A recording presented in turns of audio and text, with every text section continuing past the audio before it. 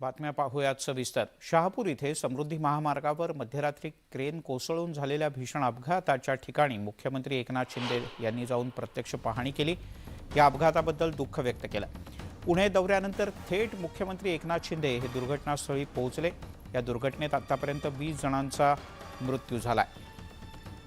या दुर्घटनेबद्दल मुख्यमंत्री एकनाथ शिंदे यांनी तीव्र शोक व्यक्त केला आहे। तसंच या घटनेतील मृत कामगारांच्या कुटुंबियांना प्रत्येकी 5 लाख रुपयांची मदत करण्याची घोषणाही त्यांनी केली। तर जखमींवर तातडीनं शासकीय खर्चानं योग्य ते उपचार करावेत असे निर्देश मुख्यमंत्र्यांनी दिलेत। यासोबतच पंतप्रधान नरेंद्र मोदी यांनी सुद्धा दुर्घटनेबद्दल दुःख व्यक्त केलं आणि मृतांच्या वारसांना केंद्राकडून सुद्धा मदत दिली जाईल अशी घोषणा त्यांनी केली। दरम्यान या प्रकरणी संबंधितांच्या विरोधात गुन्हा दाखल करण्यात आला असून चौकशी होणार असल्याचं मुख्यमंत्री शिंदे यांनी स्पष्ट केलं। 700 टनाचा लॉन्चर आणि 1250 टनाचा गर्डर आहे। असं एवढं जे काही टेक्निकल काम चालू होतं यामध्ये दुर्दैवाने हे लॉन्चर आणि गर्डर दोन्ही खाली पडल्यामुळे अतिशय दुर्दैवी घटना घडलेली आहे। यामध्ये 20 जे त्याच्यामध्ये काम करणारे त्याच्यात इंजिनियर असतील, बाकी स्किल्ड कामगार असतील, यांचा दुर्दैवी मृत्यू झाला आहे। ही स्वित्झर्लंड बेस्ड कंपनी आहे। याचं टेक्निकल सेंटर सिंगापूर आणि चेन्नईमध्ये आहे। त्यांची देखील टीम इथे एक्सपर्ट टीम येईल आणि याचे कारण मीमांसा काय आहे, कशामुळे पडलं, कारण हे सगळं ऑटोमॅटिक सगळं हे गर्डर लॉन्चिंगचं काम असतं। हे कशामुळे गर्डर आणि लॉन्चर पडला याचं कारण नक्कीच ते इन्व्हेस्टिगेट करतील। पोलिसांनी गुन्हा दाखल केलेला आहे। यामध्ये जे काही चौकशीमध्ये बाहेर येईल त्याप्रमाणे कारवाई करण्याच्या सूचना देखील दिलेल्या आहेत।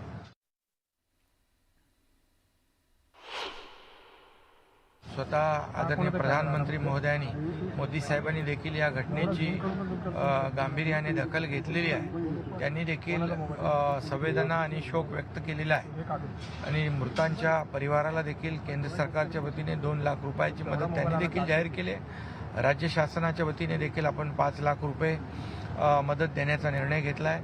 जी नवयुगा कंपनी आहे, जी मेन कंपनी, त्यांनी देखील 5 लाख रुपये देण्याचा निर्णय घेतला। आणि तिकडे भारतीय जनता पक्षाकडून मिशन लोकसभा याची जोरदार तयारी सुरू करण्यात आली। निवडणुकीच्या पार्श्वभूमीवर भाजपकडून जिल्हानिहाय बांधणी सुरू झाली। भाजपच्या राज्यभरातल्या सर्व जिल्हाध्यक्षांची एक महत्त्वाची बैठक उद्याला मुंबईत आयोजित करण्यात आली आहे। भाजप प्रदेशाध्यक्ष चंद्रशेखर बावनकुळे यांच्या उपस्थितीत ही बैठक होईल।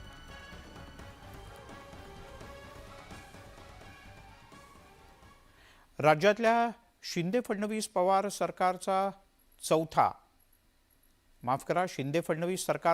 आणि शिंदे फडणवीस पवार सरकारचा दुसरा मंत्रिमंडळ विस्तार लवकरच होणार आहे। त्यामुळे मंत्रिपदासाठी सत्ताधारी पक्षातल्या आमदारांचं जोरदार लॉबिंग सुरू झालंय। विस्तारात कोणत्या आमदारांची वर्णी लागणार याची जोरदार चर्चा रंगू लागली। मंत्रिमंडळ विस्ताराचे वारे वाहू लागल्यानं इच्छुक आमदारांमध्ये आता उत्साहाचं वातावरण पसरलंय। अर्थात ही शेवटची संधी असल्यानं इच्छुक आमदारांनी लॉबिंग सुरू केलंय। मुख्यमंत्री एकनाथ शिंदे, उपमुख्यमंत्री देवेंद्र फडणवीस आणि अजित पवार यांच्या भेटीगाठी सुरू केलेल्या आहेत। तर दीपक केसरकर यांनी सुद्धा इच्छुकांना आवडेल अशा बातमीवर शिक्कामोर्तब केलाय।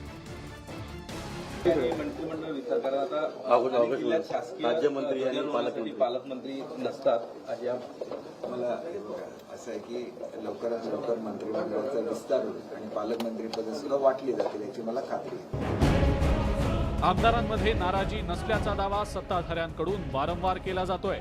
मात्र मंत्रिपद मिळालं नाही म्हणून आमदारांची नाराजी अनेकदा समोर आलेली होती। असं असलं तरी या नाराजीचा स्फोट मात्र झालेला नव्हता। मंत्रिमंडळातल्या रिक्त जागा आणि महामंडळांमुळे आमदारांनी सबुरीचं धोरण स्वीकारल्याचं स्पष्ट झालंय। आगामी मंत्रिमंडळ विस्तारातली संभाव्य मंत्र्यांची नावं पाहूयात। भाजपकडून प्रवीण दरेकर, प्रसाद लाड, जयकुमार रावल, संजय कुटे, गणेश नाईक, आशिष शेलार आणि राहुल कुल यांची नावं आघाडीवर आहेत। तर शिवसेनेकडून संजय शिरसाट, भरत गोगावले, बालाजी किणीकर, प्रताप सरनाईक, योगेश कदम आणि अनिल बाबर यांची नावं चर्चेत आहेत. पावसाळी अधिवेशन संपताच मंत्रिमंडळ विस्ताराच्या प्रक्रियेला जोर येईल असं बोललं जात आहे. मिळणारं मंत्रिपद वर्षभरासाठीचं जरी असलं तरी चांगलं काम केल्यास निवडणुकीनंतर नव्या सरकारमध्ये समावेश होण्यासाठी त्याचा उपयोग होईल अशी भावना आमदारांनी व्यक्त केली आहे. अजित मांढरे, न्यूज 18 लोकमत, मुंबई. तिकडे विधानसभेच्या विरोधी पक्षनेतेपदी अखेर विजय वडेट्टीवार यांची नियुक्ती करण्यात आली. काँग्रेस पक्षानं अखेर हा निर्णय घेतलाय. विधानसभेतील विरोधी पक्षनेता नेमका कोणाला करायचं याचा निर्णय काँग्रेसच्या हायकमांडकडे बरेच दिवस अडकलेला होता. अखेर हायकमांडनं वडेट्टीवार यांच्या नावावरती शिक्कामोर्तब करून त्यांच्याकडे धुरा सोपवली. मात्र विधिमंडळ पक्षनेतेपदाची जबाबदारी बाळासाहेब थोरात यांच्याचकडे असणार आहे. विधानसभा विरोधी पक्षनेता निवडीचं पत्र आज काँग्रेसच्या नेत्यांनी अध्यक्ष राहुल नार्वेकर यांच्याकडे सोपवलं. नक्की पक्षाने मला त्या ठिकाणी योग्य समजलं. पक्षाचा हायकमांडचा माननीय मल्लिकार्जुन खरगे साहेब, माननीय सोनिया गांधी, माननीय राहुल गांधी, माननीय बाळासाहेब थोरात, माननीय अशोकराव चव्हाण, नानाजी पटोले यांचा मी आभार आहे की त्यांनी त्या ठिकाणी योग्य समजून या पदासाठी मला योग्य ठरवलं आणि जबाबदारी नक्कीच मोठी आहे. आता जे महाराष्ट्रामध्ये चाललेलं आहे ट्रिपल इंजिनचं सरकार तिजोरीचं लूट करते आहे, ज्याच्या हातात जे मिळेल तो लुटण्याचं काम जे सुरू झालेलं आहे, तर त्यामुळे याविरुद्धही लढावं लागेल. महाराष्ट्राच्या विकासाच्या नावाखाली महाराष्ट्राची लूट केली आहे, हे लोकांच्या गळी उतरवण्याचं काम विरोधी पक्ष म्हणून आम्ही 100% करू. तिकडे राजकारणातली जनरेशन नेक्स्ट आता मैदानात उतरून राज्याचा दौरा करणार आहे. आदित्य ठाकरे आणि रोहित पवार एकत्रितपणे राज्याचा दौरा करणार आहेत आणि नागरिकांच्या सोबत थेट संवाद साधणार आहेत.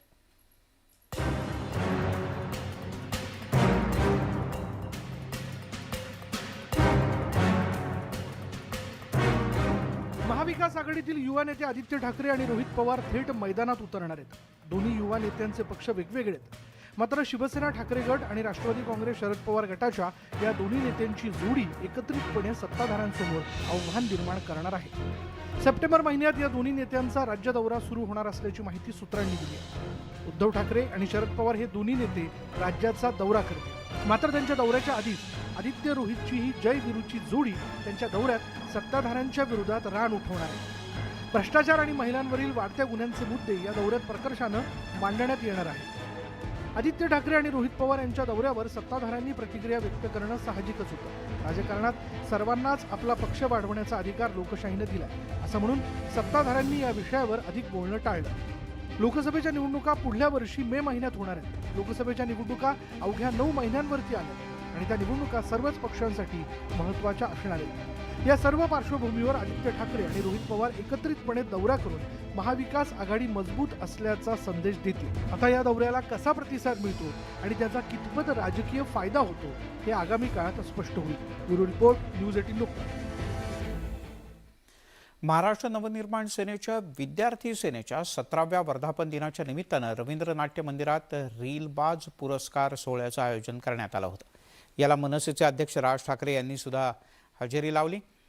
सध्याची तरुणाई रील्स बनवते आणि या रील्समधून समाज प्रबोधन घडवण्याची मोठी ताकद असल्याचं राज ठाकरे यांनी म्हटलंय. राज्यातल्या जनतेला भेडसावणारे विविध प्रश्न रील्सच्या माध्यमातून मांडले जावेत असंही राज ठाकरे यांनी नमूद केलं. आज रील्स पाहतोय आणि या सगळ्या गोष्टी पाहत असताना तो त्याची दुःख, त्याच्या आजूबाजूला चाललेल्या घटना, आजची सध्याची महाराष्ट्रातली परिस्थिती, कोण कुठे सध्या काही पत्ताच लागत नाहीये. कोण कोणाच्या पक्षात गेलाय, कोण कुठे गेलाय, कोण आज रात्री शिव्या घालतोय, सकाळी दुसऱ्या पक्षात गेलाय. निवडणुकीच्या काळामध्ये एकाकडे तिकीट मागितलं, नाही मिळालं, दुसऱ्या पक्षात गेला. हे जे सगळ्या गोष्टी ज्या चालू आहेत ना, या सगळ्या गोष्टींकडे दुर्लक्ष फक्त तुमच्यामुळे होतंय. ते हत्यार एवढ्यासाठीच म्हटलं की या तुमच्या रील्समधनं महाराष्ट्राला प्रबोधन देखील झालं पाहिजे.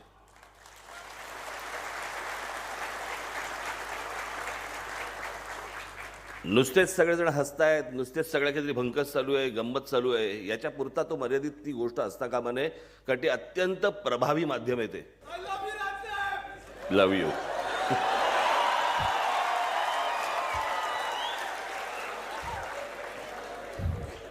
असं मी मायकल जॅक्सनचं बघितलं होतं. लव्ह यू असं त्याने केलं होतं.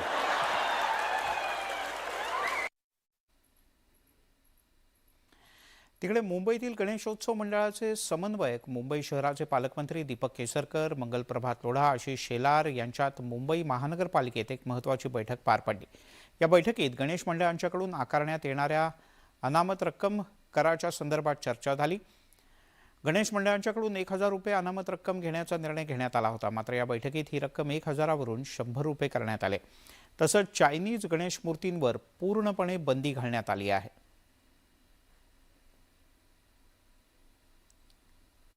गणेशोत्सवाला मूर्तिकारांना जो 1,000 रुपये अनामत रक्कम लावण्याचा जो निर्णय केला गेला होता तो आम्हाला मान्य नाही. त्यात सूट हवी ही मागणी आम्ही केली आणि माननीय आयुक्तांच्या वतीने त्याचं स्पष्टीकरण देण्यात आलं की आता अनामत रक्कम 1,000च्या ऐवजी 100 रुपये करण्यात येईल आणि ही एक समाधानकारक बाब त्यातली नक्की आहे. चायनीज मूर्त्या ज्या मार्केटमध्ये येऊ पाहतात त्यावर सरसकट बंदी घालतात आणि या चायनीज मूर्त्यांवर सरसकट बंदी या बाबतीत सुद्धा महानगरपालिका संबंधित विभागांशी, संबंधित योजनांशी त्याची चर्चा करेल, याबद्दलचं स्पष्टीकरण दिलं. मुंबईचा सगळ्यात मोठा उत्सव अर्थात गणेशोत्सव. आता याच गणेशोत्सवाची मुंबईत जोरदार तयारी सुरू झाली आहे. पण मुंबईच्या रस्त्यांवरच्या खड्ड्यांमुळे गणेशोत्सवात काहीसा अडथळा निर्माण होण्याची शक्यता आहे आणि त्यामुळे आता गणेश मंडळांनी मुंबई महापालिकेला 20 सप्टेंबरपर्यंत खड्डे बुजवा अशा प्रकारचा अल्टिमेटम दिलाय.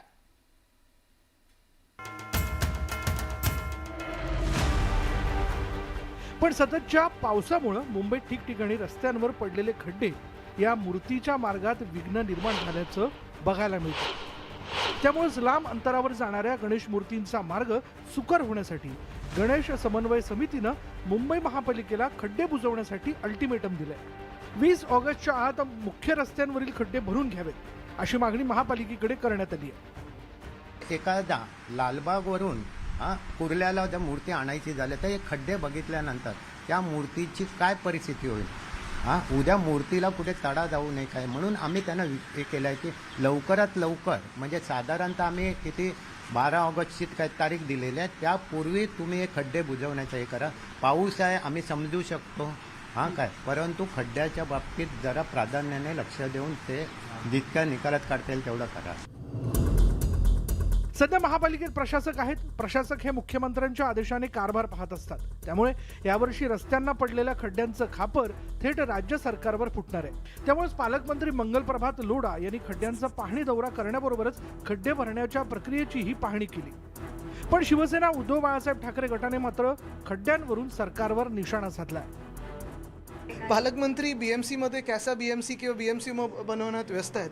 पण एक बघितलं मी काल देखील बघत होतो बँड्रा वेस्टमध्ये असेल, लिंकिंग रोडला असेल, सबर्ब्समध्ये फार करून आपल्याला दिसायला मिळतं की चांगले चांगले रस्ते हे उगाचचे खराब झालेत. म्हणजे ते खरबडल्यासारखे आहेत. म्हणजे चांगले रस्त्यांनी खराब मुद्दामून केले का. आज MMRDला मी पत्र देखील लिहिणार आहे.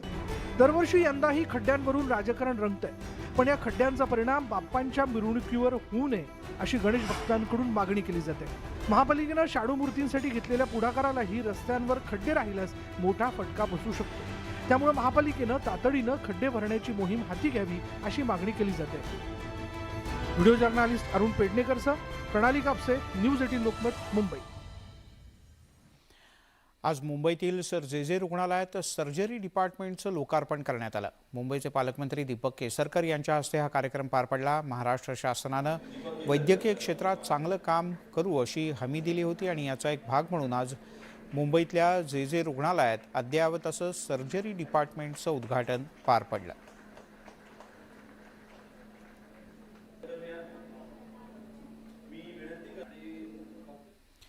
पावसाळ्यामध्ये डेंग्यू आणि मलेरियाच्या रुग्णांमध्ये मोठी वाढ होते. साचलेलं किंवा गढूळ पाणी याला प्रामुख्यानं जबाबदार असतं.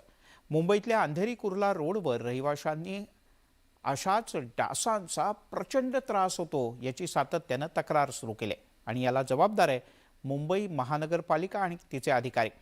कारण पालिकेकडून भंगार वाहनं गेल्या 8 वर्षांपासून इथल्या एका रिकाम्या प्लॉटवर आणून फेकून दिली जात आहेत. अस्वच्छता आणि दुर्गंधी यासोबतच आता परिसरात रोगराई पसरू लागली.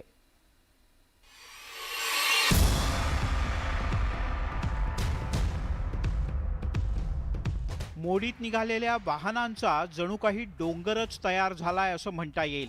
कुर्ला साकीनाका परिसरात वाहतूक विभागाच्याकडून जप्त करण्यात आलेली वाहनं एका रिकाम्या प्लॉटवर टाकली जात आहेत. वाहनांमध्ये पाणी साचून डासांची संख्या वाढत चालली आहे. त्यामुळे मलेरियाच्या प्रादुर्भावाचा धोका सुद्धा अनेक पटीनं वाढलाय आणि याच वाहनांमुळे नागरिकांचं आरोग्य सुद्धा धोक्यात आलंय. मुंबईच्या रस्त्यांवर जी कुणाच्याही मालकीची नसलेली वाहनं असतात ती स्क्रॅप व्हेकल्स मुंबई महापालिकेतर्फे एका ठिकाणी जमा केली जातात आणि या स्क्रॅप व्हेकल्सचा रहिवाशांना त्रास होताना आपल्याला पाहायला मिळतंय. मी सध्या मुंबईच्या कुर्ला या भागामध्ये आहे.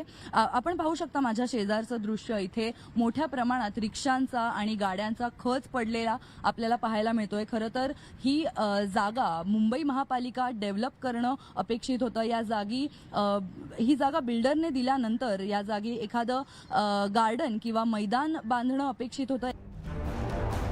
या भंगार वाहनांमुळे परिसरात रोगराईचं प्रमाण वाढलंय. मात्र प्रशासन तक्रारीची दखलच घेत नसल्याचा स्थानिकांचा आरोप आहे. रस्त्यावरती जे डॅड व्हेकल असतात ती व्हेकल उचलून कुठं टाकायचं त्याच्यासाठी त्यांनी ह्याला गोडाऊन बनवलं. मी वारंवार तक्रार केली बीएमसीला की हे तुम्ही काढून घ्या, इथून त्रास होतो, लोकांना खूप त्रास होतो पावसाळ्यामध्ये. तर बीएमसी कुठे ऐकत नाही. स्क्रैप यार्ड बनाने के कारण यहाँ पर कोई क्लीनिंग का प्रोसेस नहीं है, जिसके पानी जमा हो जाता है, जिसके कारण मच्छरों की बहुत ही तादाद है. तो हमारे यहाँ इसके कारण काफ़ी लोगों को मलेरिया हो रहा है या इस तरह के जो बीमारियां हैं वो फैल रही है. 2015 पासून बंद पडलेली वाहनं आणि त्यांचे सुटे भाग इथे आणून टाकले जात आहेत. या जागेचा गार्डन किंवा रुग्णालयासाठी वापर केला तर त्याचा सामान्यांना फायदा होऊ शकतो.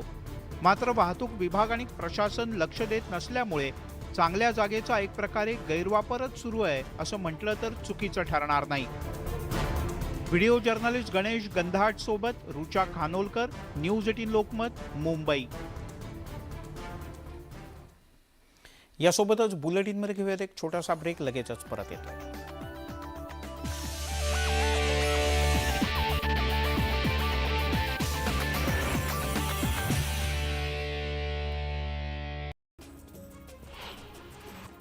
वाशिम जिल्ह्यामध्ये 563 गावांसाठी जलजीवन मिशन अंतर्गत 522 पाणी पुरवठा योजना मंजूर झाल्यात. 2.5 वर्षात केवळ 95 योजना ग्रामस्थांपर्यंत पोहोचल्या असून 427 योजनांची कामं अजून रखडलेली आहेत. यावरून ग्रामस्थांकडून संताप व्यक्त केला जातो.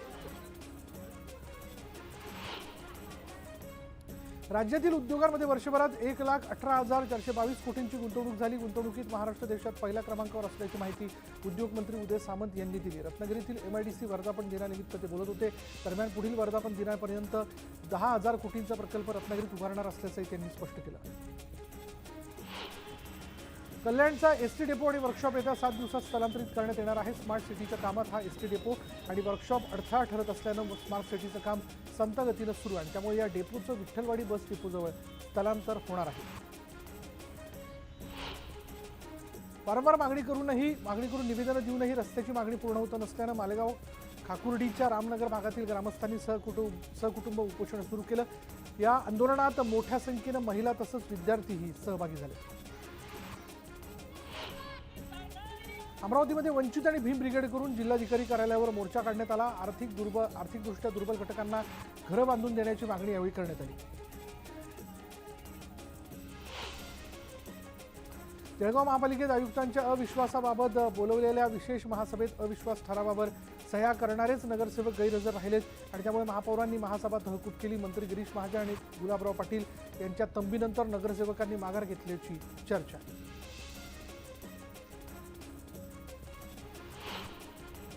पुणे दौऱ्यावर असलेल्या पंतप्रधान नरेंद्र मोदी यांना लोकमान्य टिळक पुरस्कार प्रदान करण्यात आला. पुणेरी पगडी, उपर्ण, स्मृतिचिन्ह आणि मानपत्र देऊन त्यांचा गौरव करण्यात आला. या सोहळ्याला मुख्यमंत्री एकनाथ शिंदेंसह उपमुख्यमंत्री देवेंद्र फडणवीस, अजित पवार तसंच राष्ट्रवादी काँग्रेसचे अध्यक्ष शरद पवार यांनी उपस्थिती लावली. दरम्यान लोकमान्य टिळक पुरस्कार हा माझ्यासाठी खूप महत्त्वाचा असून माझ्या जीवनातील अविस्मरणीय अनुभव असल्याचं पंतप्रधान मोदींनी म्हटलंय. पंतप्रधान मोदींना देण्यात आलेल्या लोकमान्य टिळक पुरस्कार सोहळ्यासाठी पंतप्रधान मोदी, मुख्यमंत्री एकनाथ शिंदे, उपमुख्यमंत्री फडणवीस, उपमुख्यमंत्री अजित पवार आणि शरद पवार हे एकाच मंचावर आल्याचं पाहायला मिळालं. कार्यक्रम सोहळ्याला आलेले पंतप्रधान मोदी थेट शरद पवारांकडे आले आणि त्यांच्याशी हस्तांदोलन केलं.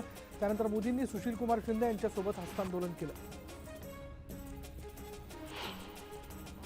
पंतप्रधान मोदींनी स्वतः पुढाकार घेत शरद पवारांशी हस्तांदोलन केलं आणि त्यानंतर पंतप्रधान नरेंद्र मोदी सुशीलकुमार शिंदे यांना भेटण्यासाठी जात असताना शरद पवार यांनी 2 वेळा मोदींची पाठ थोपटली. दरम्यान लोकमान्य टिळक पुरस्कार मिळाल्याबद्दल शरद पवारांनी मोदींचं कौतुक केलं. मुख्यमंत्री एकनाथ शिंदेंनी पंतप्रधान नरेंद्र मोदींवर कौतुकाचा वर्षाव केला. जगातील अनेक नेत्यांना मोदींची भुरळ आहे. मोदींच्या विविध योजनांमुळे भारताचा विकास झाला. मोदींना देशवासियांना आत्मनिर्भर देशवासींना त्यांनी असा मंत्र देऊ केलेला. तर पंतप्रधान मोदींना टिळक पुरस्कार मिळणं हे मोदींच्या कार्याची पोचपावती आहे असं म्हणत एकनाथ शिंदेंनी मोदींचं कौतुक केलं.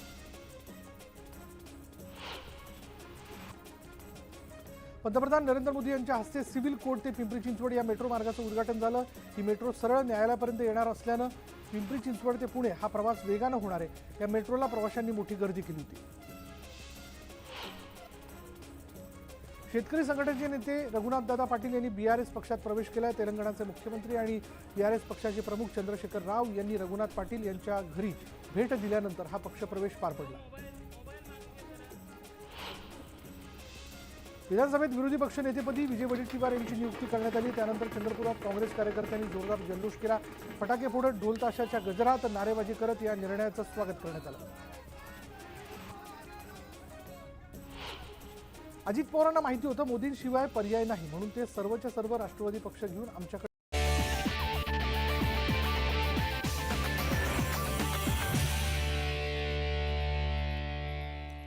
आपण पाहताय महामुंबई.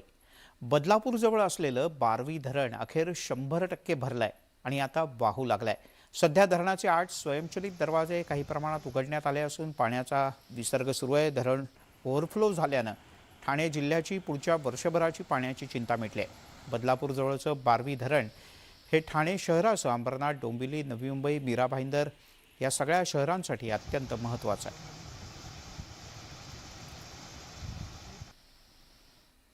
भिवंडी शहरातल्या अग्नितांडवाच्या घटना या अद्यापही सुरूच आहेत. आज संध्याकाळी 4 वाजण्याच्या सुमारास धामणकर नाका परिसरात असलेल्या अजंठा कंपाऊंड या परिसरात महाकाल डाईंग कंपनीला भीषण आग लागली.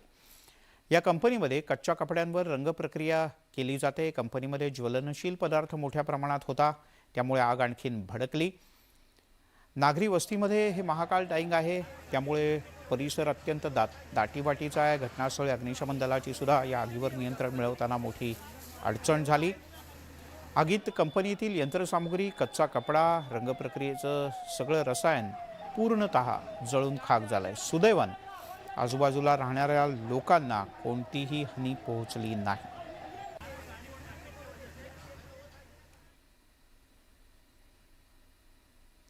यासोबत महामुंबईमध्ये इथेच थांबूया. ताज्या बातम्यांचा ओघ न्यूज 18 लोकमतवर सुरूच राहील.